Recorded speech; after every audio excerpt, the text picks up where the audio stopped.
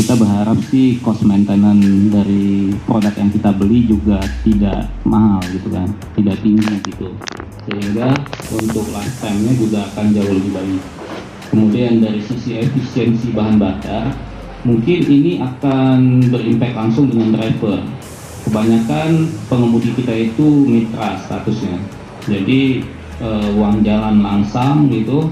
Kalau bisa ada lebihan dari bahan bakar, itulah yang mereka sukai gitu kan produknya, dan ini akan mempengaruhi juga dari cara bawa, kemudian dari sisi perawatan mereka gitu kan. Jadi cenderung mereka akan lebih interest dengan produk yang bisa memberikan saving buat mereka juga gitu. Kalau dari sisi perusahaan yang tadi cost maintenance, kemudian bagaimana kehandalan unit tersebut, jangan sampai BEP-nya belum selesai nanti udah harus overhaul duluan seperti itu ya. Jadi ya itu sih yang belum balik modal udah kumat gitu. Nah, ini dari sisi pengusahanya sudah berbicara nih Bu Faustina. Nah, sekarang APR-nya bisa menjawab Bu, terutama dari sisi produknya Daimler Truck dan juga terutama dari Axor tadi Bu yang ada pembaruan. Handal cost maintenance itu gimana? Itu bisa langsung dijawab sih, tapi abis ini aspek langsung ya Pak.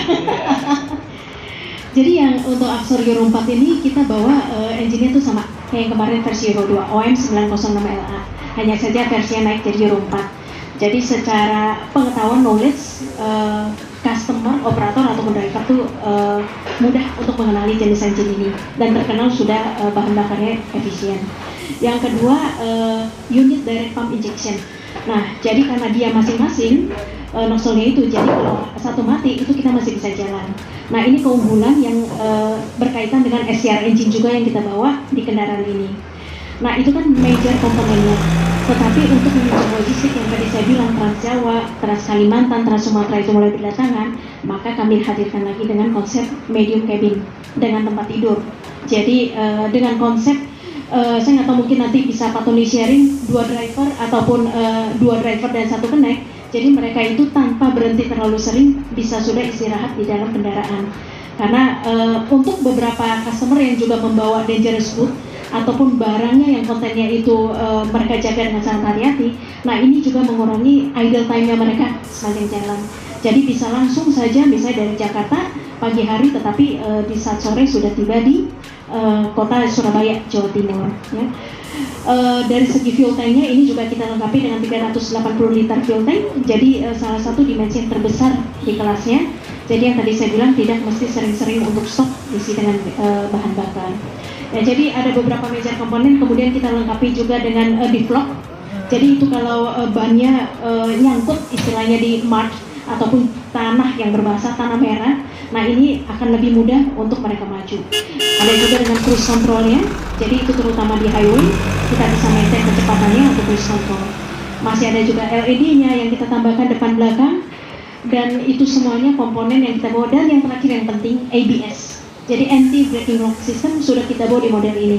Karena sekarang tidak bisa saya pungkiri, safety dan keselamatan itu menjadi nomor 1 untuk government. Ya, jadi kalau setiap kali ada kejadian, KNKT itu pasti nanya, optionnya truk ini apa? Ya, jadi beberapa tender pemerintah mereka sudah mengharuskan ini ada di kendaraannya. Ya, sebagai salah satu nilai lebih, dan ini saya bawa masuk sebagai standar di kelasnya. Ya. Itu mungkin yang sekilas kata mengenai Axor medium cabin ini. Terima kasih Bu Faustina. Itu sebenarnya masih ada satu isu lagi yang belum disinggung, tapi sepertinya memang harus membuka sesi tanya jawab dulu. Mungkin bisa dibebaskan kalau teman-teman media ingin menanyakannya gitu. Sudah ada yang tunjuk tangan. Kita buka satu sesi Q&A dulu dengan di dalamnya ada 2 pertanyaan, dan kalau bisa ada waktunya akan ditambah lagi. Ya, mungkin silakan Mas dan nama dan media.